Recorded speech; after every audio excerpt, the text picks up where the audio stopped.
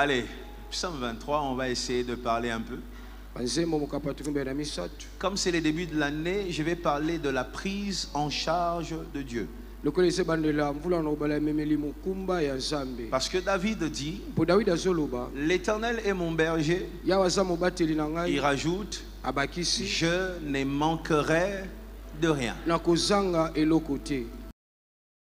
Tu ne manqueras de rien pas parce que tu as de relations. Tu ne manqueras de rien pas parce que tu connais des hommes. Tu ne manqueras de rien. Ce n'est pas parce que tu as l'argent. Mais tu manqueras de rien parce que Dieu te prend en charge. Il est le Dieu qui sait prendre en charge ceux qui lui appartiennent. Il est le Dieu qui sait prendre en charge ceux qui l'aiment. Il est le Dieu qui sait prendre en charge tout ce qui compte sur lui. Aujourd'hui, pour commencer l'année, comme c'est le tout premier dimanche, je vais parler de 3 catégories d'hommes qui bénéficient de la prise en charge de Dieu. Écoute-moi. La première catégorie d'hommes, je vais parler de la première catégorie, c'est la catégorie de ceux qui n'ont personne. Dieu,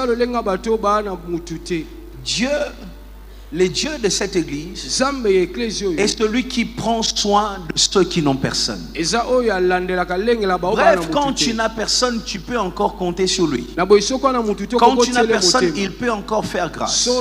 Quand tu n'as personne, il peut encore relever. Alors, écoute-moi. Avant, je condamnais ou je parlais contre les personnes qui comptent sur les autres. Sur base de mon expérience personnelle, vous savez, moi, j'ai vécu le rejet dans tous les sens. Alors, dans ce rejet, j'ai appris à trouver mon confort. J'ai appris à faire de la solitude mon confort. Vous voyez? Alors, je me suis développé comme ça. Et j'ai commencé un moment, sans le savoir, à regarder le monde, pas tel que le monde est, mais j'ai regardé le monde par rapport à ce que je suis. Je me servais de mon expérience pour définir le monde. Alors, je n'admirais pas tous ceux qui courent derrière les gens, supplient, aider. Je disais toujours, mais moi je me suis battu seul. Tout le monde peut se battre seul. Jusqu'à ce que la nature m'enseigne. Il n'y a pas que la Bible qui enseigne. Il n'y a pas que les pasteurs Moïse qui enseignent. La nature est une très grande école. Le lion, les léopards. Écoutez, un lion peut sauter ici.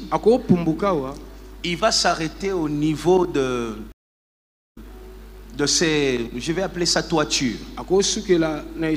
Il s'arrêtera là. Il ne va jamais arriver là où il y a les lumières. Il ne peut pas. Il ne peut pas aller au-delà de 3 mètres.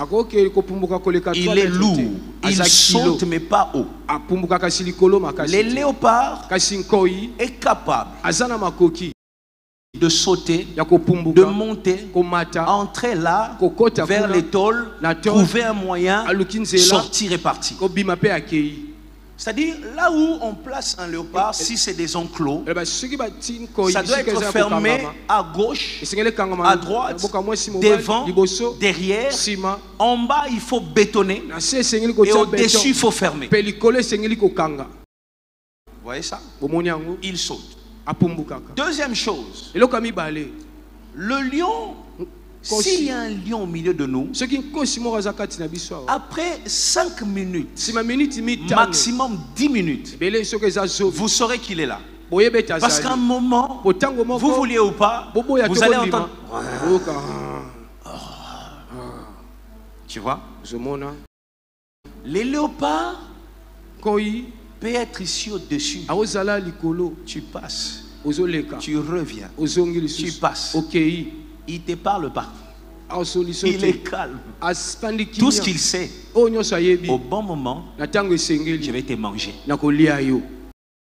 Tu vois, c'est tout ce qu'il sait. Il ne fait pas de bruit. Autre chose. Donc, le lion ne sait pas rester silencieux. Là où le léopard peut rester silencieux. Le lion ne sait pas sauter. Là où le léopard peut sauter. Autre chose. Le lion évite l'eau. Il ne sait pas rester longtemps dans l'eau. Il n'aime pas ça. Les léopards peuvent entrer dans l'eau pour aller chercher un alligator, les tuer dans l'eau, dans son monde. C'est-à-dire, le léopard entre dans ton monde, il te tue là-bas et il sort avec toi. Il est à l'aise, un super nageur. Les léopards. Encore une autre différence. Les lions courent plus vite que les léopards. Oui. Si le lion est à 80, le léopard est à 60. Mais il y a une chose. Les lions courent vite, mais pas longtemps. Il court, il s'arrête, il fait ça. Les léopards peuvent te poursuivre encore et encore. Tu cites tous les noms de Dieu.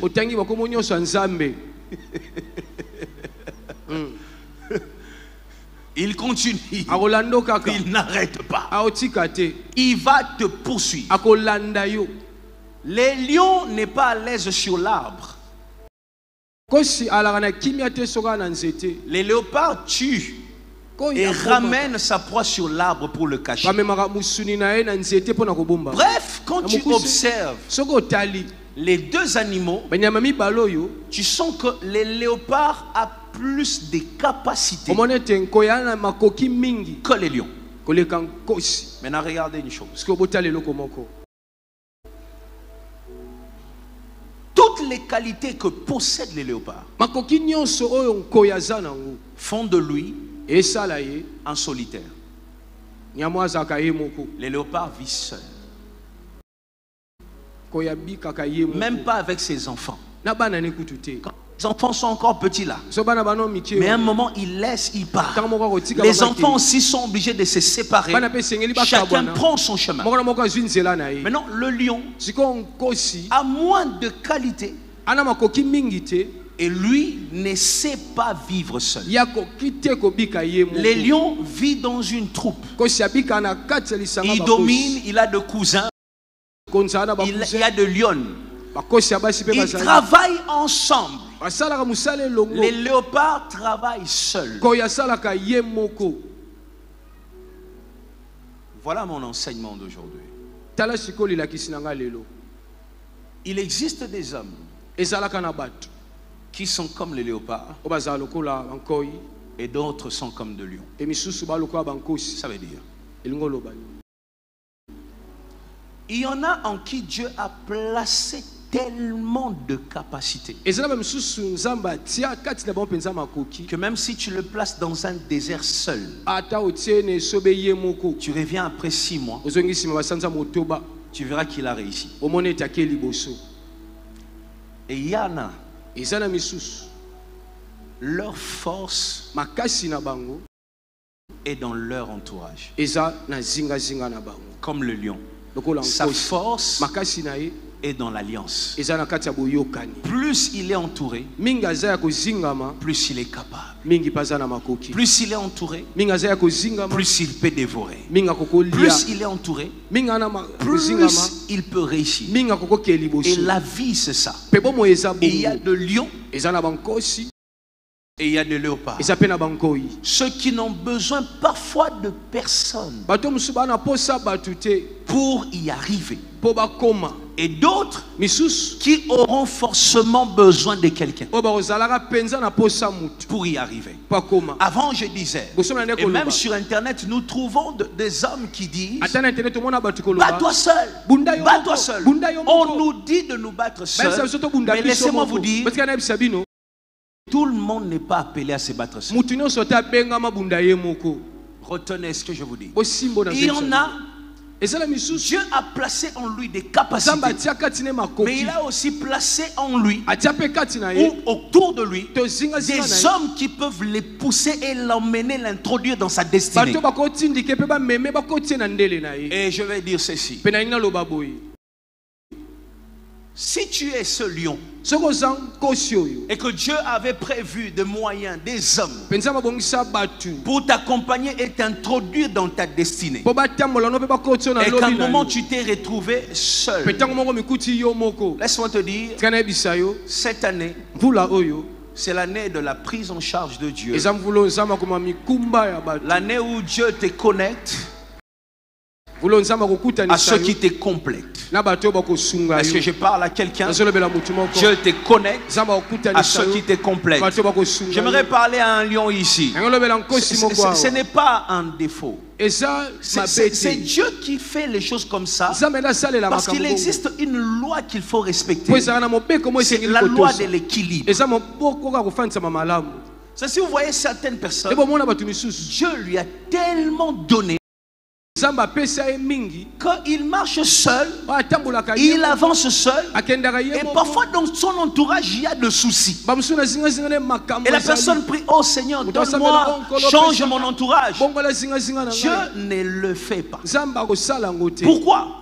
Parce que ce qu'il a placé en toi suffit pour que tu puisses relever des défis. Tout le monde n'est pas appelé à être accompagné, mais aussi tout le monde n'est pas appelé à marcher seul.